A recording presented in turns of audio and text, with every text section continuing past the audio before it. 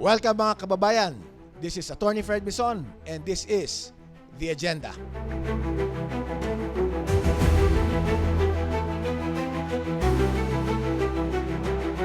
Ano ba talaga ang naging issue rito?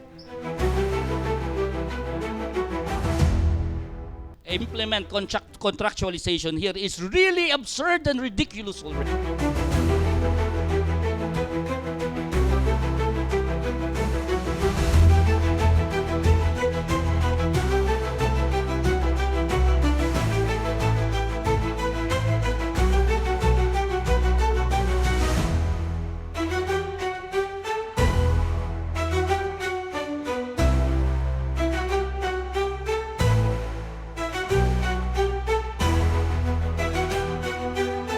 Ba't ibang pananaw?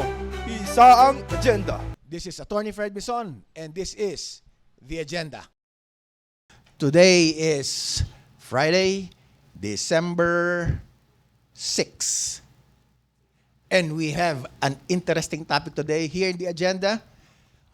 I am your host, Attorney Fred Bison, and this program is brought to you by Impact Publishing in cooperation with EFG Consultancy Incorporated.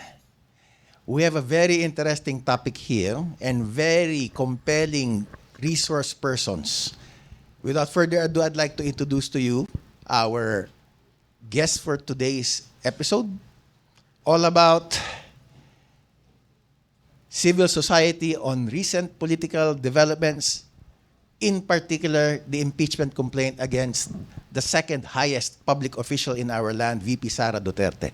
So to my right, my co-faculty at the College of Law in the University of the East, but he is more known as the former spokesperson, former presidential legal advisor of the previous administration, Attorney Salvador Panelo. Good morning, sir. Good morning. Good morning. And to my left is well known in the circles of activism, social justice, human rights. He is the Secretary General of Bayan. He does not want to be called Sir or Mr. So tatawagin po natin siya Renato Nato Reyes. Good morning, sir. Magandang umaga po sa inyo. Yes. But in keeping with the Quadcom committee hearings, pwede ba ako makiusap lang na 3 questions lang, sir, ha? Pwede, yes or no? Kung pwede lang. Okay. And then the explanation will come later. Pwede ba yun, sir? Okay. Unahin na kita, Sec Panelo. Yes or no? Yes. With,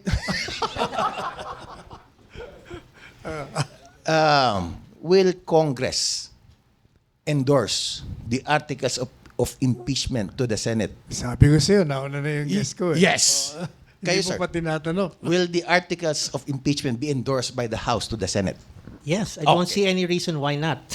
Yes lang muna, sir. Next question. Will the VP Sara, will she be found guilty by the Senate as it is composed now? Yes or no? Yes, based on the evidence. Kayo, sir. Nos.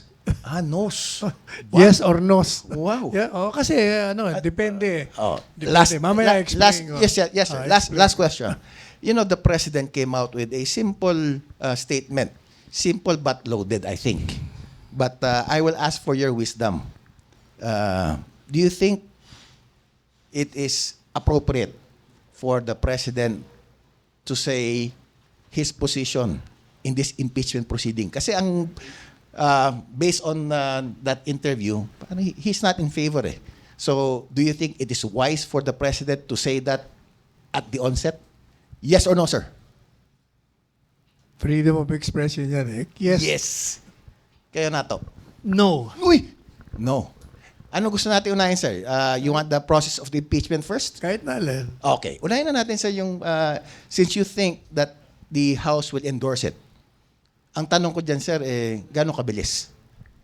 Hindi natin malaman kung gaano kabilis sa kanila. But, the political agenda is to eliminate BP Sara for the 2028 presidential election at all cost.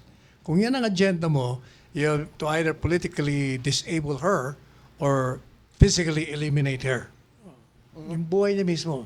Kailangan. Otherwise, talagang nandyan siya palagi. O kaya, tuloy-tuloy yan. Alam mo, 4 months ago, I wrote an article, Impeachment Looms. Sinabi ko na yan 4 months ago pa. Paulit-ulit ko nga sa programa ko yan eh. At nangyayari na lahat ng mga sinasabi ko. Pati ang alyansa ng kaliwa, alyansa ng dilaw, alyansa ng mga kaalyado ni Presidente. Magsasama-sama yan. Kasi isa kalaban eh. So, yes, Congress will endorse the impeachment articles, pero you still think, sir, that the impeachment will have the votes in the Senate? I think so. You think so? Kaalyado eh. Kasi nga, kung ang political agenda mo tanggalin siya, ay kailangan magsama-sama kayo. Ikaw, Nato, would you agree with Sec Panelo that is the political agenda? Remove VP Sara para wala na siya sa 2028. I think ang agenda namin dito is for accountability. The removal of the Vice President is only the outcome of the impeachment proceedings, and I think it's well within our rights as citizens to seek accountability when public funds are involved. Kung pera ng taong bayan yung nawawala o hindi ma-account o hindi tamang ginastos, I think may batayan naman tayo para maghanap ng proseso na pwedeng magkaroon ng accountability. And this is a chance also for the Vice President to air her side. Anong nangyari, no? It's a chance for her to explain before the impeachment court. Kayo, Sexal, were you able to read the impeachment complaint from both the first and the second complainants? Hindi, ang concentration naman nila sa confidential funds. Yes. Para sa akin, number one, matagal ko na sinasabi, hindi pa pwede yan na maging ground. Yung unang-una, yung sinasabi niyong may irregularidad, hindi pa nga pinal yung sinasabi ng COA. In fact, sinabi na nga ngayon, may anong tawag nila doon? Modified opinion na regular. So doon lang masisira na kayo. Pangalawa, ang Commission on Audit talagang merong kapangyarihan, as you know, to examine, audit, and settle all accounts of revenues ng gobyerno. Yes. Sila lang yun eh. Yes. Yung Kongreso, in need of legislation para kung baka merong diferensya yung mga rules nyo, i-amenda natin. Hindi ka pa pwedeng maging fiscal doon. Hindi ka pa pwedeng maging judge.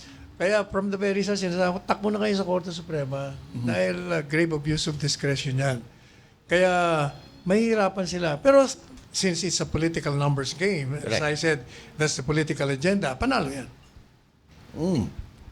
Would you agree to that assessment na since it is a political game, panalo according to Sec Panelo? Yes, it is political.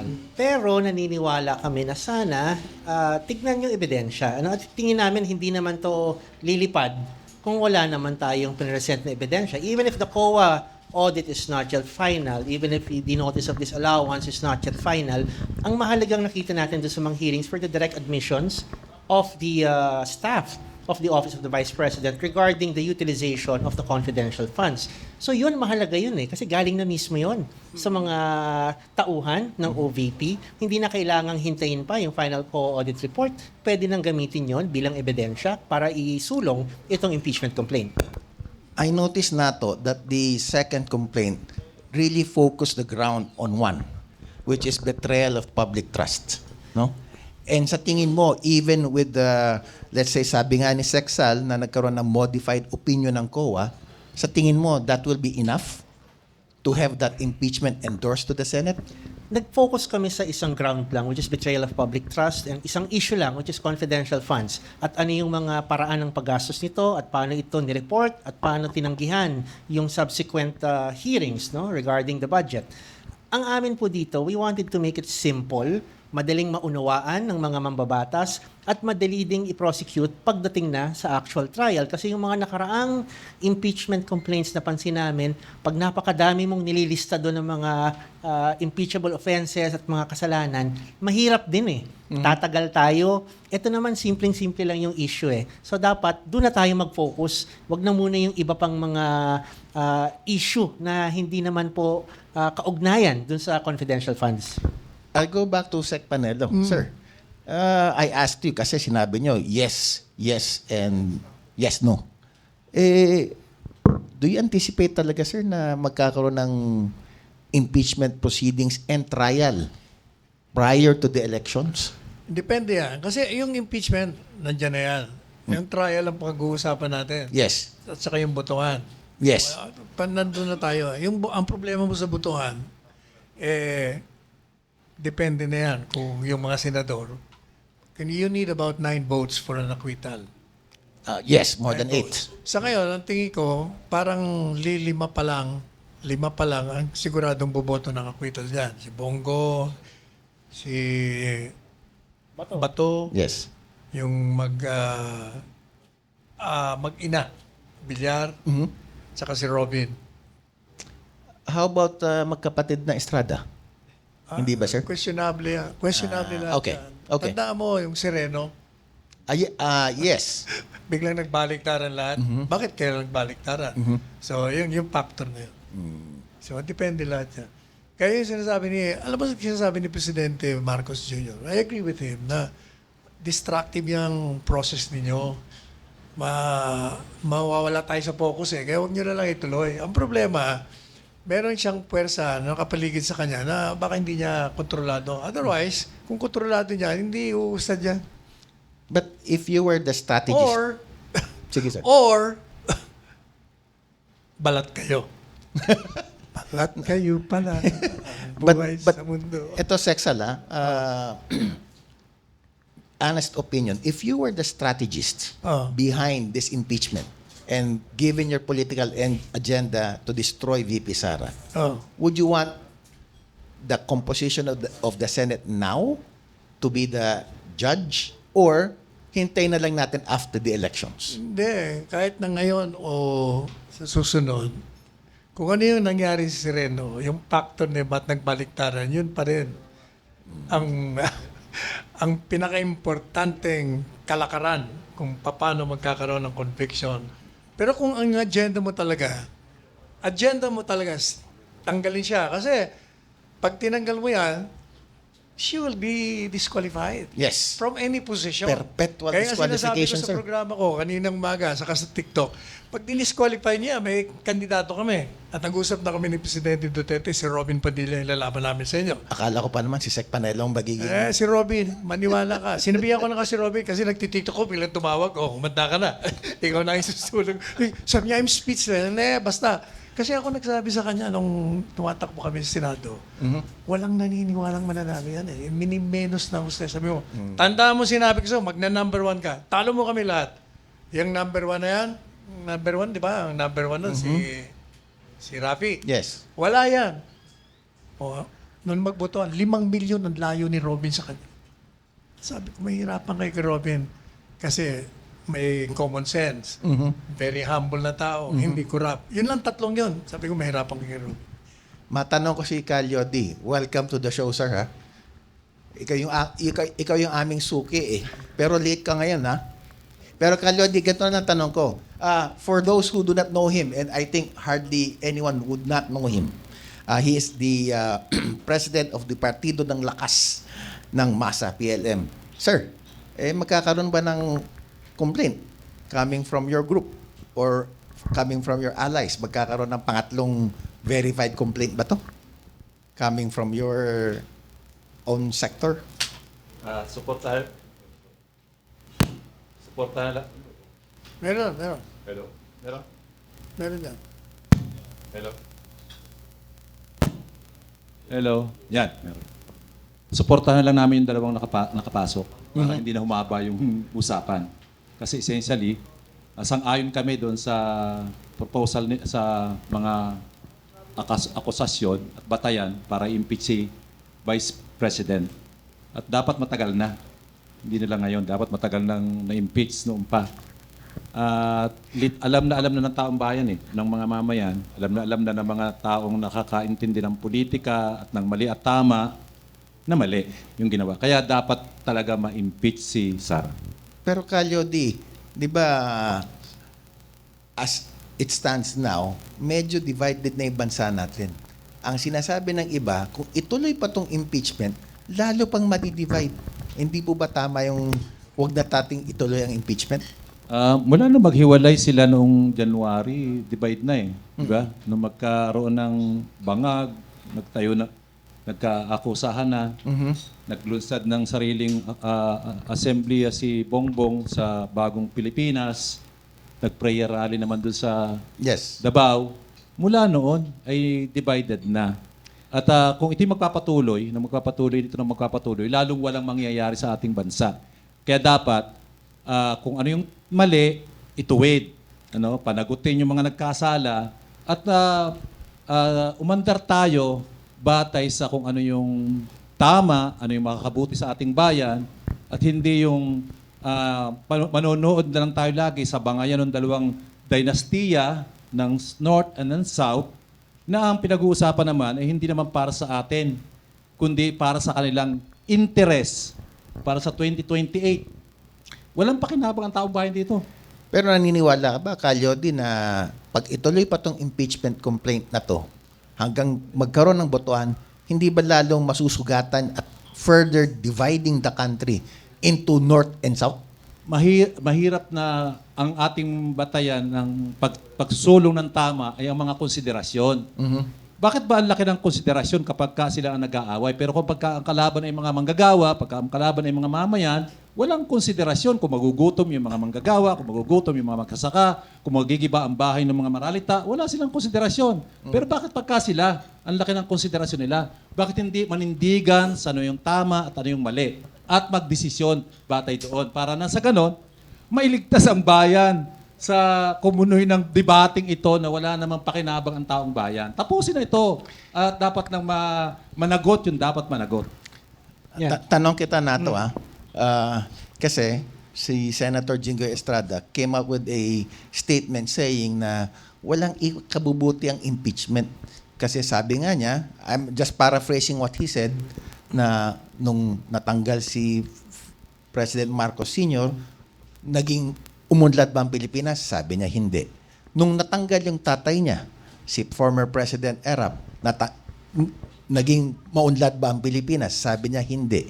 So given that statement and yung sinasabi nga na it further divides the nation, sa tingin niyo po ba ikabubuti ng ating bansa na ma-impeach si VP Sara?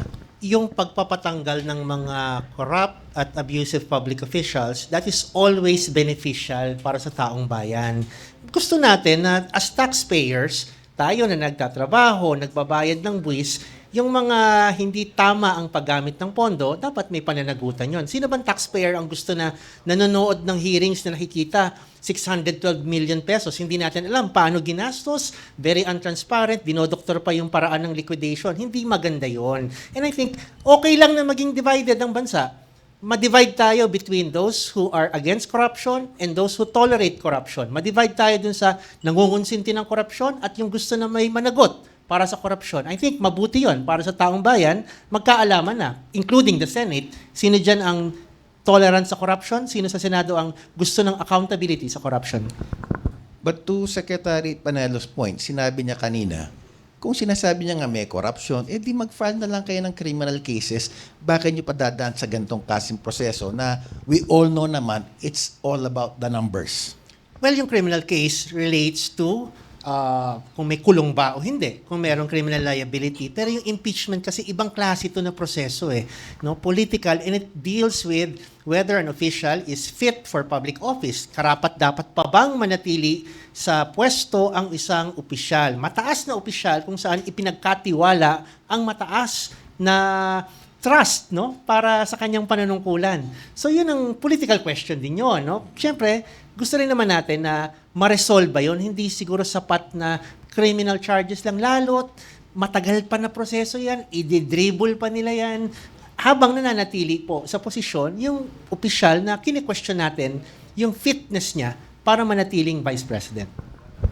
Kayo, Sexal, do you still believe that VP Sara is fit to be part of our government? Oh, definitely. Pero punta natin yung mga tinalakay kanina. Sige, sir. Sabi ni Jinggoy, yung impeachment, hindi naman nakikinabang talaga ang tao. Sabi niya, wala naman nangyari. Nag-impeach, wala rin nangyari. Sa totoo lang, may impeachment o wala, hindi nakikinabang ang taong bayan. Dahil nga, ang mga interes ng mga nasa kapangyarihan, ang inaasikaso nila. Now, pagdating naman doon sa confidential funds, sinasabi natin, kaya tinutugi si dahil kailangan malaman natin ang disbursement kung regular o irregular. Teka muna, ba't ng Kongreso hindi natin tinutugis? Ito 200 something million. Ito billion ang ninanakaw sa ating bansa at sinistertify lang nila.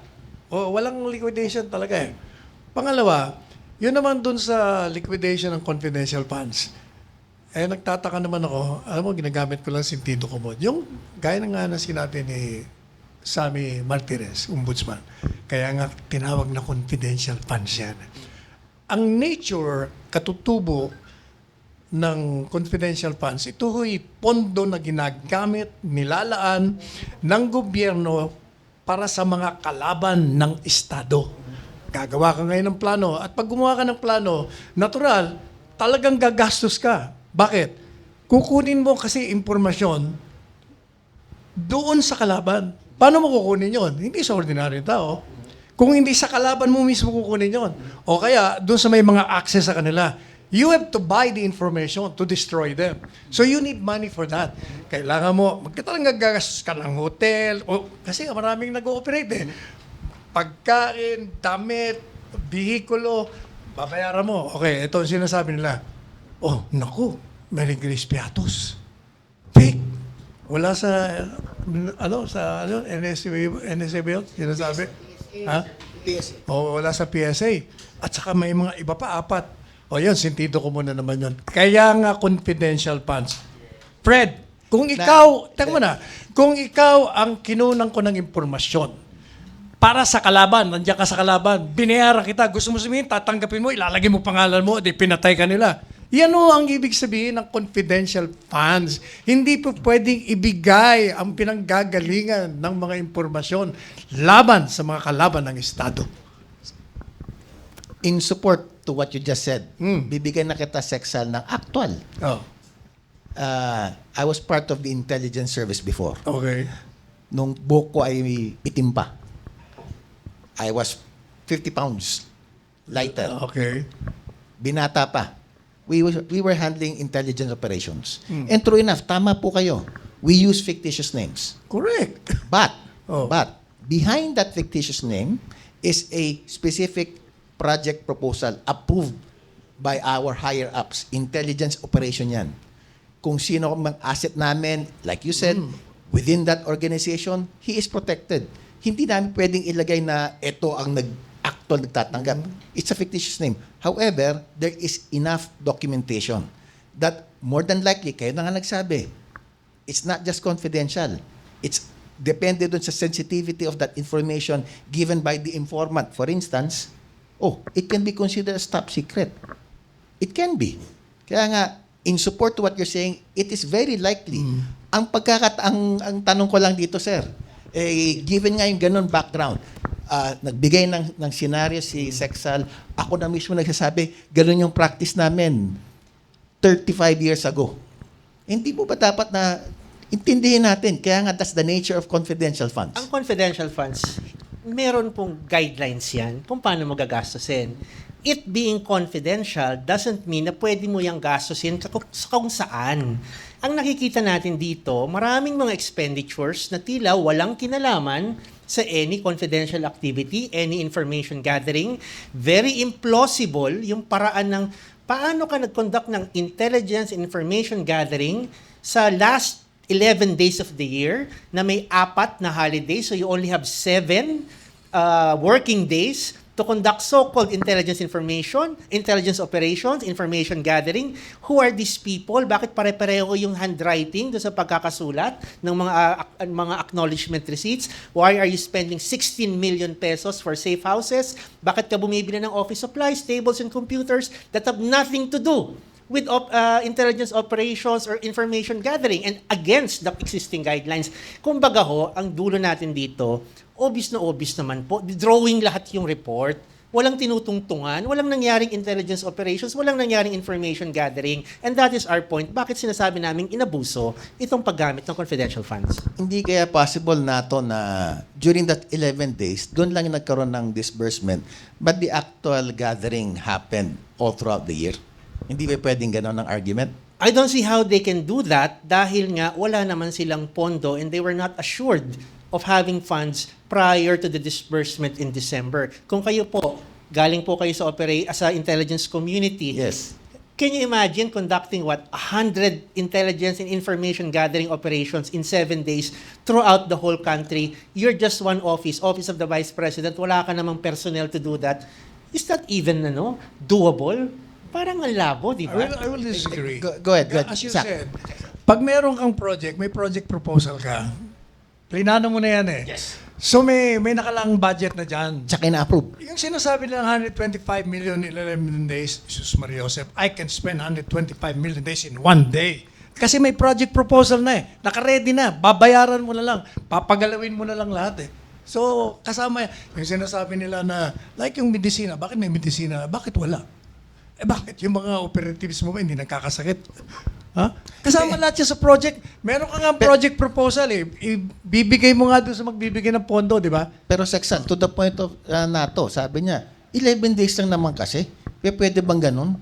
Bakit hindi? Na within the 11 days? Bakit marami- sabi ko nga, I can spend 1 day. I'll be paying all of them in 1 day. Ang liit ng 127 million. Kailan ba babayaran mo? Kung kahit na 100, kaya mong bayaran in 1 day yan eh. Sabi naman kasi, again, we conduct this, but at the same time, merong accomplishment report na kasama. Dapat. Ngayon, kung kasama naman yon, I think that can be perfectly justified. Hindi ko lang alam kung there will be that opportunity to present all of this in the proper forum. Well, they submitted accomplishment reports sa Kongreso. Dininig yan. Tinanong yung mga regional, yung mga battalion commanders, yung mga division heads, kayo ba ang nagbigay ng accomplishment report na to? Sabi nila, oo, pero hindi namin alam na gagamitin yan sa confidential funds. And in fact, wala naman kaming natanggap na kahit anong confidential funds. Yet, the accomplishment report, ginagamit para i-justify yung expenditures. Sabi namin, malabo na naman yan. Hindi mo pwedeng gawin yan. Maiba tayo ng lugar naman, no? Kasi sabi nyo nga, Sexal, it's about the numbers. What do you think is the effect of, let's say, certain groups, let's say, Partido ng Lakas ng Masa, let's say, Iglesia ni Cristo, coming out and say, we are for and we are against. Ano kaya impact niyan, sir, sa ating process of impeachment? Is it as relevant or wala yan? Basta ako, sinasabi ko na ever since, tuloy ang impeachment. Tuloy na tuloy yan. Walang kaduda-duda yan. Okay. Hindi mo mababago na yan. Diretso na yan. So regardless, Locomotive train yan. So Papunta tayo to. regardless, sir, of the public support, public opinion, tuloy yan. Unless na magkaroon ng kidlat ng kaliwanagan ng bawat isa. Pero I doubt it. It's there. Political agenda nga yan. Correct. So the more political alliances, let's say, pumunta ron sa for the impeachment, for the eventual conviction, sinasabi niyo, talo na. At diretso So na yan. paramihan po yan. Diretso na yan. Diretso na. Diretso na. Ikaw na to.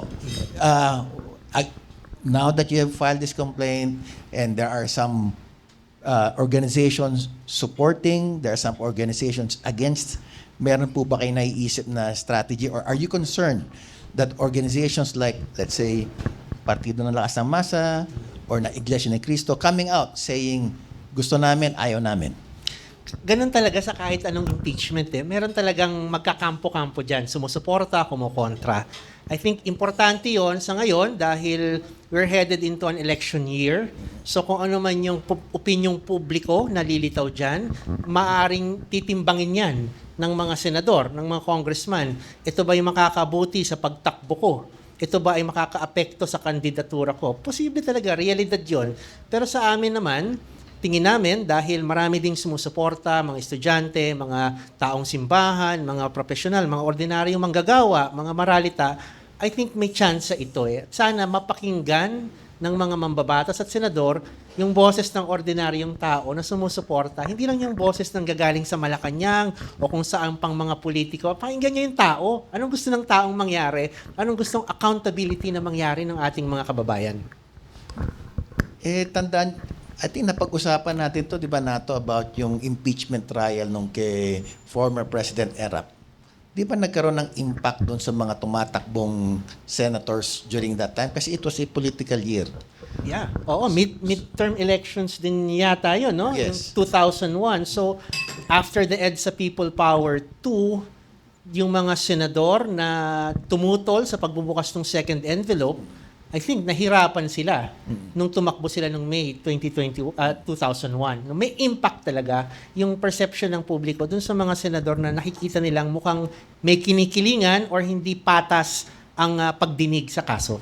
And do you think, Nato, pagdating sa, if you are going to, of course, go for the conviction, the chances for having a conviction would be higher in the current Senate or in the eventual Senate? Hindi namin po masasabi. Nag-file kami ng impeachment complaint nang wala kaming certainty, wala kaming katiyakan na meron ng bilang sa Senado. Kumbaga, up in the air yan. Dadalhin tayo kung saan tayo dadalhin, kung ano yung opinion publiko at ebidensyang ilalabas. So, it doesn't matter sa amin kung this Senate or the next Senate after June 30. Ang mahalaga, naigawa namin yung aming tungkulin, inhapag namin yung kaso, ang bola nasa Senado ultimately.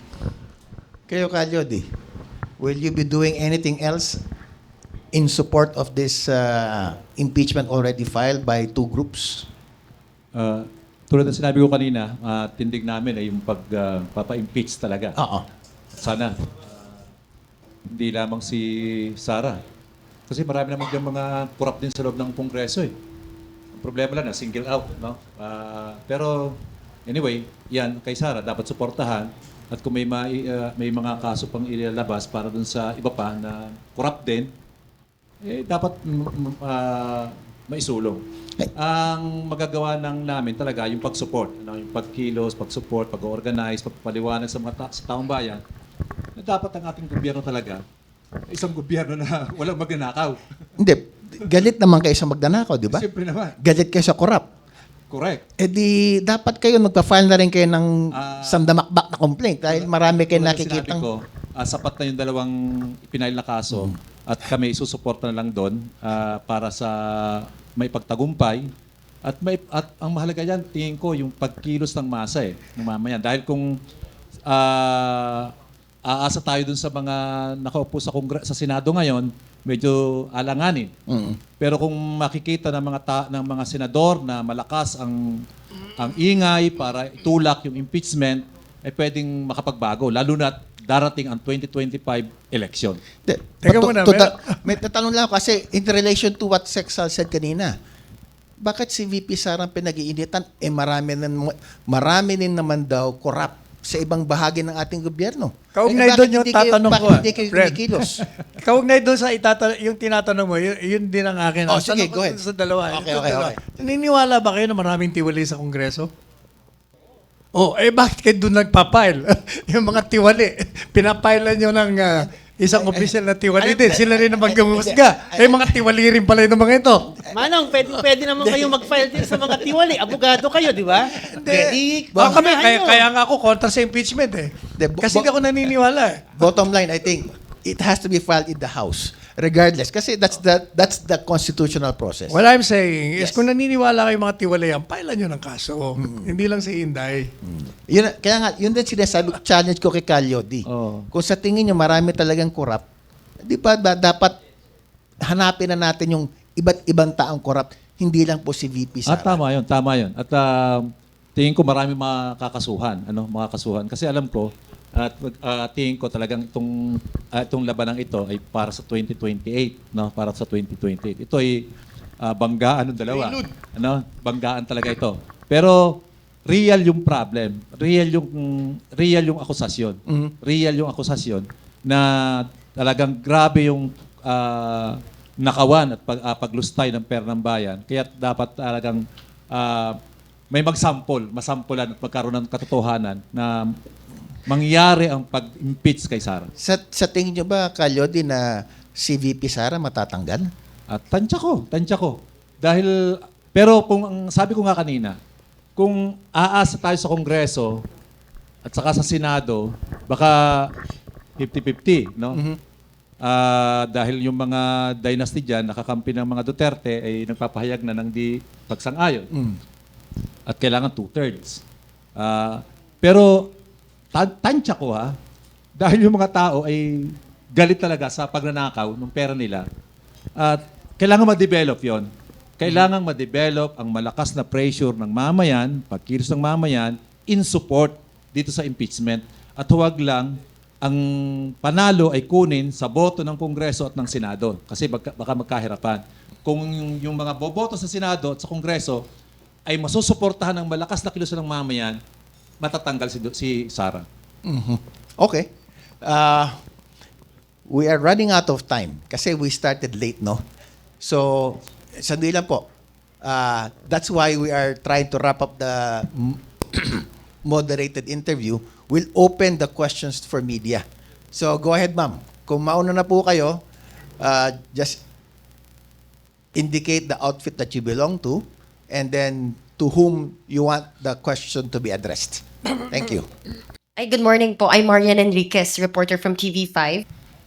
First, Secretary Panelo, sir, you mentioned na tuloy ang impeachment. Walang kaduda-duda yan, diretso yan. First question on that, what do you mean by this? Kasi right now, yun nga, the President, Bongbong Marcos, has told the House leadership na isang tabi na lang muna natin yung any effort sa pagpapatalsik kay VP Sara. And some House lawmakers po are saying na wala naman ang sapat na panahon para itakal niyan. So, yun yung una ko pong question. And the second, ito pong pahayag niyo po bang ito na walang kaduda-duda, tuloy po yung impeachment? Is this the same sentiment po ba ng Duterte camp ni former President Rodrigo Duterte and VP Sara? I don't know about them. What I'm saying is, as far as I'm concerned, that is the political agenda. So if that is the political agenda, all the forces against the Dutertes will combine, whether you like it or not. There is a common enemy. Sir, you... But as to the question whether that is also a confirmation of the sentiment of the Duterte camp. Sinagot ko na. Sabi ko, I don't know Not- about them. Yeah. But ako, yun ang sinasabi ko.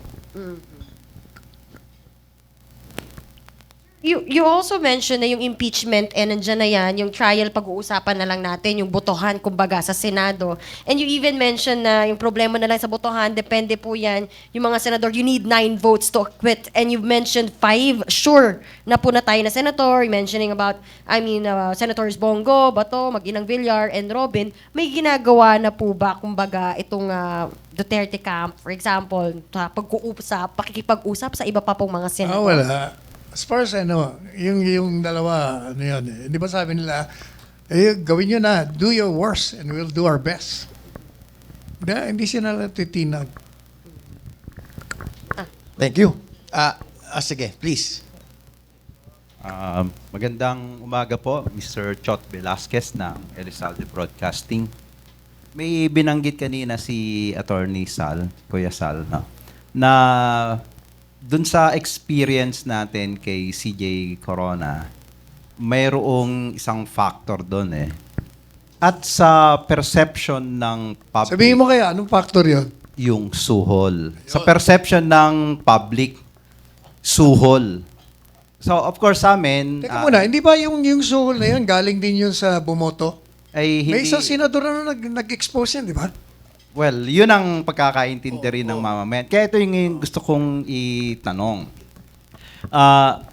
Sa pananaw ng mamamayan ngayon, itong nangyayaring ito, divided of course, no?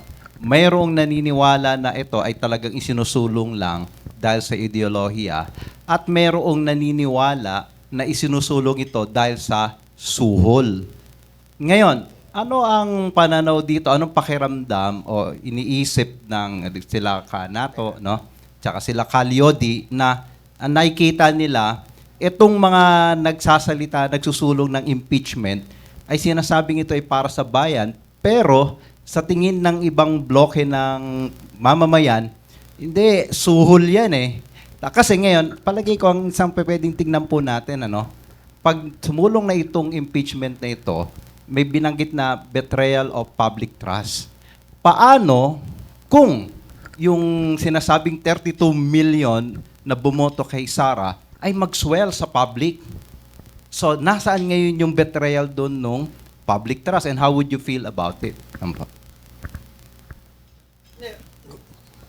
Pero una muna, may problema yung premises ng question eh. Hindi ideological ang basis for filing the impeachment. The basis for filing the impeachment is based on the evidence. Ito yung nakita nating ebidensya, ito yung lumitaw sa mga hearings, ito yung sinasabi ng COA. Ngayon, may suhulan bang mangyayari? Hindi namin alam. Unang-una, wala naman kaming pambayad sa mga senador. So hindi siguro kami ang magbibigay. And I don't think ganon ang tindig ng mga senador na ito ay usapin ng highest bidder. Ganon na ba ang Senado? Na boboto siya based on the highest bidder? I don't think so. I'd like to think na yung Senate President, magiging patas siya dito. Ipapatawag niya ang impeachment court kapag na-file na sa kanila at gagawa sila ng rules na magiging patas din sa mga didinig. So focus tayo dun sa issue. Focus tayo sa ano ba yung ebidensya na pinapakita sa atin at doon tayo gumawa ng desisyon kung tayo ba ay pabor o hindi. Eh, paano nga po kung nag-swell yung tao sa streets? Nasaan ngayon din yung public na? I can also say the same thing. Paano pag dumami yung tao na pabor sa impeachment? Di ba? Ganon din naman yun eh. So, at the end of the day, ang mahalaga dito, saan ba pumapanig ang taong bayan? Saan pumapanig ang ordinaryong Pilipino, mga kababayan natin, yung mga ordinaryong taxpayers, at kung sila ba ay nakapagsuri ng ebidensya versus dun sa kumampi lang kasi kampi-kampihan na. Hindi naman sana ganun. Maraming salamat. Thank you. Okay, go ahead, sir. Good morning po. I'm Nino Aklan from Hato. Kay Mr. Reyes, as a complainant, are you still confident na may endorse yung impeachment complainant until the Senate sa impeachment court despite the fact that the President already signed or say statement na wag na natin munang pansinin at bigyan ng panahon yun? Well, ako po, minsan lang po ako humalaw ng inspirasyon kay Secretary Panelo nang sinabi niyang tuloy-tuloy na. So I'd like to believe him na tuloy-tuloy na. Remember that the House leadership is still controlled by the President, and the President already said something. So do you still confident that the House leadership or some of the members of the House will follow or not follow the order of the President? Ito yung iniisip ko po dyan. Alam niyo po, ang dami ng hearings na naganap. Umabot na tayo.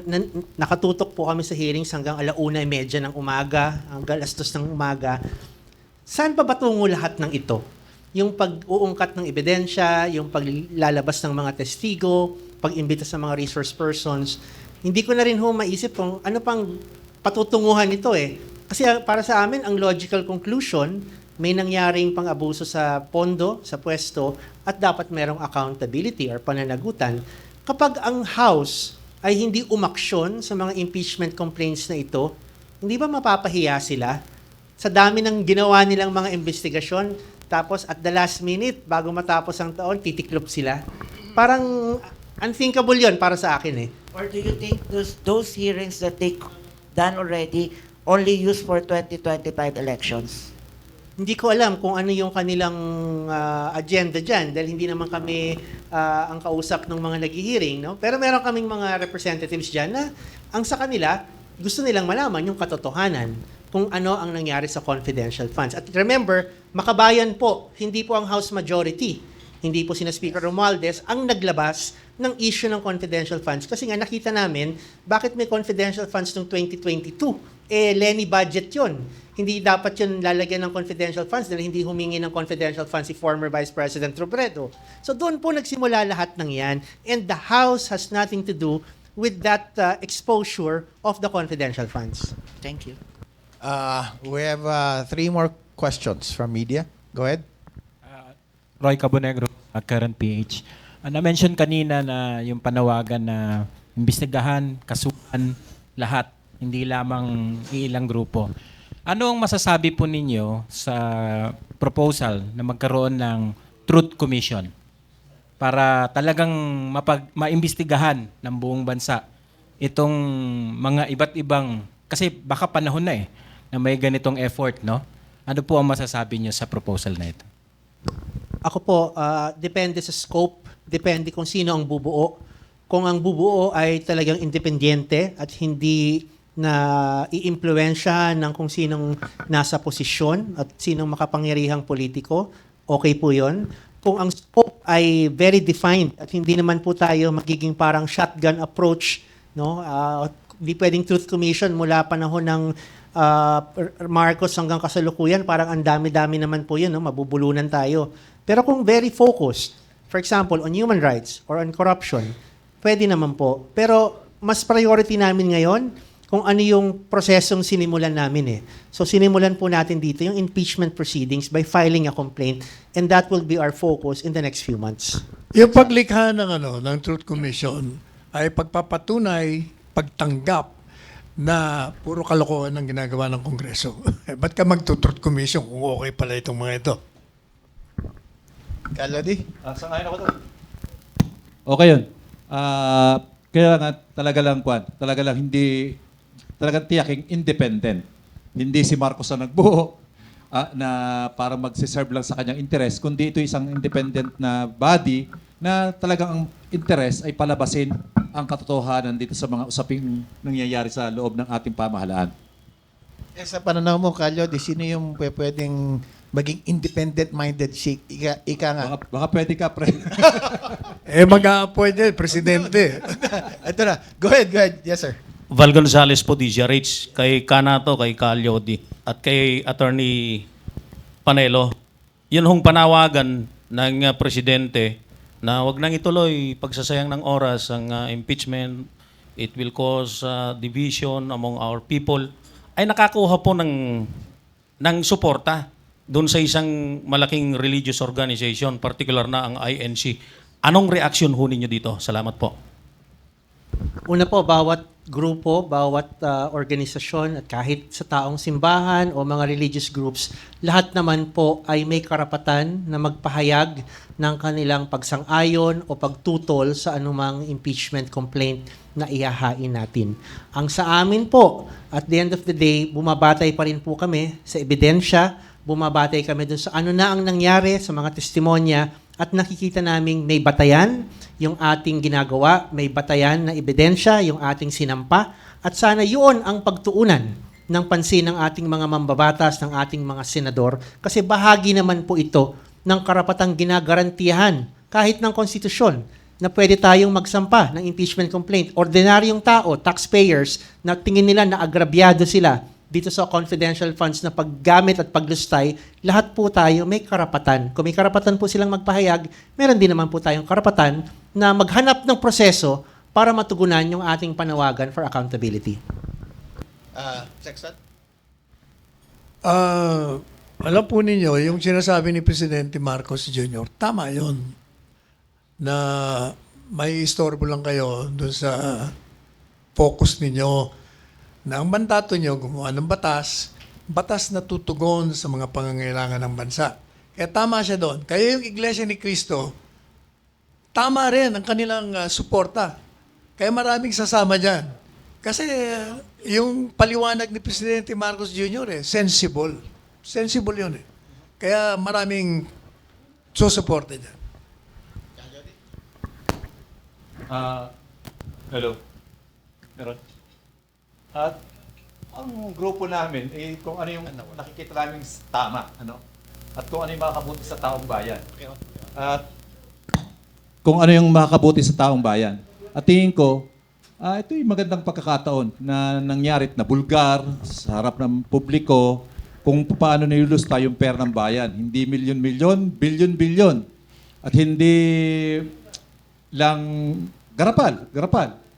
Yung pinag-uusapan kanina na 125 million, sinabi ni Sarah dyan parang kaya daw niya inubos dahil malapit na ang Disyembre nung ibigay. At ayaw niyang ibalik sa National Treasury. Kaya inubos nila. Dahil kaysa ibalik pa. Yun ang katwiran. Anong katwiran yun? Wala sa hulog yun. Kaya at tingin ko, dahil ito naman ay pera ng bayan, pera ito ng mga taxpayer natin, at tingin ko ay pagka-umandar at ang debate tungkol sa usaping ito ay magsusupport ang mga mamayan na nasa baba, yung mga taxpayer, at hindi susunod o hindi pag-aaralan kung ano yung mga opinyong pinapalabas ng mga nasa taas nila. Kasi ang mas tatamaan talaga nito ay yung pera ng mga mamayang binayad do sa tax na ginastos ng palustay. Quick follow-up lang po sa inyong tatlo. Sa tingin ho ba ninyo ay magkakaroon ng epekto dun sa pagiging desisyon ng taong bayan, ng publiko, dun sa rally nito, considering kung gaano naman talaga, aminin natin kung gaano ka-impluensya yung INC? Anyone? Kahit sino naman pong grupo ay may karapatan na magsagawa, magpahayag ng mapayapa at maglabas ng kanilang saloobin. Kung may gagawa na kontra sa impeachment, natitiyak naman namin na meron ding gagawa na pabor sa impeachment. At tignan natin kung ano yung magiging impact nito pare-pareho sa mga mambabata, sa mga senador. Ang sa amin lang po ay kami mga ngatok, kami ay mangungumbinse ng aming mga kababayan, yung mga may mga taxpayers na tumitingin sa kanilang payslip kada buwan, 30% no nawawala no para dahil babayaran nila yung mga buwis at mga iba pang mga bayarin at kontribusyon. Ito'y issue po nyo. Issue to ng lahat ng taxpayers na tingin nyo na agrabyado kayo dahil nga doon sa paglulustay ng pondo. Kailangan marinig din kayo. Lahat naman pwedeng magpahayag, pabor man o kontra, pero nandito kami doon sa pumapabor at ito yung isusulong namin. Sa tingin ko, susuportahan yung galaw ng Iglesia ni Cristo. Dahil, as I said earlier, sensible. At saka alam po ninyo, kung walang impeachment, gaya ng mga sinasabi ko nung pa, ailan nyo ng kaso. Judicial ito. At least yan, merong due process na tinatawag. Hindi gaya dyan sa Kongreso. Talagang walang due process doon. Inquisition doon eh. Political nga yun eh. Punta tayo sa judiciary. At hindi naman siguro mag-aalala ang gobyerno, sila lang in power. Alam niyo naman, pag sino man ang in power, nasusunod. Pero ang pinakamabigat dyan, yung tao nagmamasid. Pag yan ay inabuso mo rin, may problema ka. And the history of this country shows na hindi natin pinalalampas ang abuso. Nagtanggal tayo ng presidente, 2. May pinakulong tayo, 2 ring presidente. Makikita mo ang Pilipino, habang totoo na kuminsan mabagal umaksyon, pero pag nagdesisyon, wala, tanggal ka rin. Okay? One last. Jopel Pelenyo po from DWIZ. Kay Kanato siguro at kay Lodi. Sirs, bali binanggit po ni Attorney Sal Panelo and even siguro si Congressman Marcoleta na maraming confidential funds na may mga politiko din na may mga confidential funds at dapat itong ilabas. So sa tingin niyo po ba, sir, kung ganitong maraming confidential fund ang iba't ibang kung may mga confidential fund ang iba't ibang politiko, kung sakaling nagagamit po ito for 2025 elections or isama na natin for 2028, sa tingin po kaya ninyo nagagamit ho kayo? Well, ang una pong naming paninindigan dyan, from the onset, kami po ay tutol kontra sa anumang confidential funds. Ang tingin namin dapat i-abolish na ang lahat ng confidential funds, including the confidential funds of the President and other agencies and other officials. Dahil unang-una nga, napaka-untransparent ng buong sistema ng confidential funds. And posible talaga na maaring nagagamit yan sa eleksyon kasi nga yung paraan ng reporting mukhang napakadaling i-drawing eh. At yun ang nakita nga natin dito sa hearing sa Kongreso na maraming reports ang mukhang drawing lang at hindi totoo at sa ibang expenditures dinadala, hindi dun sa guidelines, no, alinsunod sa guidelines ng Joint Circular 01. So it's time, no, after mangyari ng lahat ng ito, I think panahon na para tanggalin na yung confidential funds, para alisin na yung batayan ng pang-aabuso sa pondong publiko. Wala nang dapat sa nangyari ngayon na nabulgar sa taong bayan kung paano umaandar yung at nagagamit, nalulustay ang pera ng bayan sa anyo ng confidential fund. Talagang matagal na itong panawagan ng grupo na alisin kasi hindi transparent eh. Talagang yung potential ng magamit ito, manakaw ito ay nandoon. Yun ngang hindi confidential ay nagagawa ng paraan para nakawin. ay ito pa kayang may confidential na sinasabi nga daw na pagka daw confidential, hindi dapat hanapan ng resibo. Simpleng report lang, okay na. Eh, talagang mauubos ang pera natin dito. Kaya dapat ito ay itigil. Huwag nang isama sa budget ng gobyerno at maging transparent ang lahat ng gagastusin ng sino mga opisyal ng gobyerno hanggang sa pinaka-sentimo. Dahil ito ay pawis at dugo ng mga manggagawa, ng mga mamayang kinuha sa kanila. Kay Attorney, Gaya ho ng sinabi ko kanina, yung confidential funds, yun ang layunin nun para sa seguridad ng bansa. Kailangan proteksyonan mo yan sa mga kalaban ng Estado. Yun namang sinasabing paglulustay. Sinabi na nga ng COA yung modified opinion, walang irregularidad. Yun ang sagot ko dun sa mga paglulustay. for Attorney Sal po siguro, last question. Attorney Sal, sinabi niyo na matutuloy itong impeachment. Sa tingin po ba ninyo, mai-impeach si Vice President Sara Duterte? Oo, impeach na nga ang pinag-uusapan kung mako-convict. Yung sa conviction naman, depende yan. Depende. Depende sa mga senador. Marami pong nagsabi na hindi daw po kumpirmado yung sinasabi na may suporta ang INC kay Vice President sa kasalukuyang session. Ano po ang masasabi niyo dito? Mahirap din po talaga mag-speculate, no?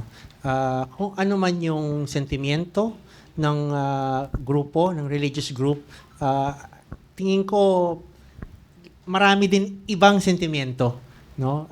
At i-consider din natin yon, timbangin din natin ano yung ibang sentimiento, hindi lamang ng isang grupo, bagamat karapatan nilang magpahayag ng kanilang damdamin. Pakinggan din po natin yung iba po na gusto rin naman pong may mangyari at umusad na yung ating bayan, at wag naman po nating basta na lang konsintihin itong nangyayaring katiwalian sa ating pamahalaan. Wala namang sinasabi ang Iglesia ni Cristo, di ba? Ang sinasabi ng Iglesia ni Cristo, may sinabi si Presidente, tama ang dahilan niya, at gusto natin mapayapa, ayaw natin ng gulo. Kaya, sundin natin. Wala naman siya sinasabi. At sinusuporta niya yung sinabi ni Presidente Marcos Jr.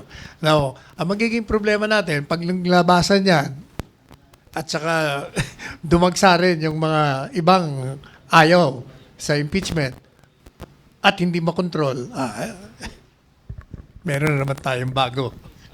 Sige. Yan yung siguro problema ng hustisya dito sa bansa natin Kapag mga malalaking tao, talagang ang daming ikinokonsidera ng mga bagay para huwag mangyari yung pag-aasunto. Pero pagka ang kabangga ay yung mga sektor, mga manggagawa, mga magsasaka, ang daling walang konsiderasyon.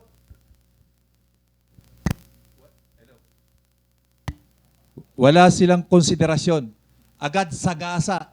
Pero pagka mga kauri nila, mga ka-dynasty nila, ang mga kabangga, nagtatapi ka ng balikat. Kaya ito yung isang problema pa rin ng ating bansa na dapat ayusin. Yung justice system natin ay dapat maging pantay at maipatupad kahit sino ka man. Basta ikaw ay gumawa ng kalokohan sa taong bayan. Sir, sorry. Sisingit lang palihog. Okay. For Secretary Panelo, sir, sorry kasi 'di ba you said na nga tuloy na nga yung impeachment, pero may legal question kasi. Paano ba 'yun, sir, kung may dala na nga sa Senado yung impeachment pero election? Pwede pa ba 'yun? Paano po ba kasi yung issue is paano yung mai-interrupt yung impeachment process kumbaga nung 2025 elections? Pwede pa ba ituloy after the election? Pag nasa trial na, nasa Kongreso kung bibilisin nila o hindi. Kung bilisan nila, bago makarating yung election, tapos na yan. Pagdating, sir, sa Senate, tapos kasama yun. Kasi nga, trial na Trial So, kung mabilis yung proceedings, magkakaroon ka ng either acquittal or conviction. naniniwala ka, sir, na maaaring magkaroon na ng acquittal or conviction even before the 2025 election? Depende nga sa kanila. Kung susundin mo yung teorya ko na may political agenda, kung sinong nasa likod niyan, yung power behind it, tuloy-tuloy yan. Pero if ever nga, pwede pa rin po ba yun? Pagtapos sa election, kunwari ma-interrupt, hindi natapos. Walang imposible dito sa bansang ito. No, the short answer there is yes. Okay, sir. Okay. That's part of the process of any impeachment. It survives that election, midterm or whatever. Okay? So yung speed talaga niyan, sinasabi nga ni Sexal, it depends on the pacing ng Congress. Once it reaches the Senate, nagkaroon ng bagong Senado, then there will be another. Depende on how and when it will be constituted. Sa ibang kaso, di ba, pag umabot ang kaso sa korte, inabutan ng retirement yung judge, hindi naman nababasura yung kaso eh. May papalit na bagong judge para litisin yung kaso. So continuing po yan. Yung Senado natin, it's a continuing body. 12 lang naman ang mapapalitan. May mananatili pang 12. Hindi yun dapat maging dahilan para sa pagbasura ng kaso dahil lamang natapos ang termino ng 12 senador. Last lang po, no? To clarify. Dahil nakapula ka. Sige, last na last. Kasi pagdating after the 2025 election, there will be new set of senators and congressmen and there will be new Congress. Therefore, parang resolutions na pinal ng isang congressman or senator, after the Congress, it will back to zero. Yung impeachment court, na magiging impeachment court, magbabago yung composition. So, magbabago rin nag-endorse nun kung sakaling natalo yung nag-endorse ng impeachment. So, just to clarify, I'm not a lawyer, pero dun sa pagkakaalam, tutuloy-tuloy after, di ba? Hindi naman. Sinagot ko na po yung kanina na sa aming paninindigan, tulad sa regular na korte, di ba? Kung abutan man ng retirement yung judge, hindi naman nangangahulugan yun ng ibabasura yung kasong nakafile. May papalit. Dito sa kaso ng Senado, 12 lang po yung bagong senador. Mananatili pa rin yung 12 senador na unang naglitis ng kaso. Pwede pang palitan yung 12 senador. Siyempre, tapos na yung term nila. Hindi dapat yun maging dahilan para mabasura yung kaso kahit na po after ng June 30, 2025. And that's all, folks. This has been one of the more insightful and interesting episodes. Thank you, Senato, Calyodi, and Sexal. Huwag kayong mapagod sa aming imbitasyon. But bottom line, based on my analysis lang of the discussion, I think if we focus more on the confidential funds, we are missing the forest for the trees. Ang forest talaga dito is the public trust. Kaya nga yung grounds for impeachment is betrayal of public trust. Marami na nga sinabi mo, Calyodi, na mga gobyerno na betraying the public trust. That's the forest. So, again, I hope you were educated, informed by this episode of our The Agenda. Maraming salamat po, and for the first time, magandang hapon po sa inyong lahat. Thank you.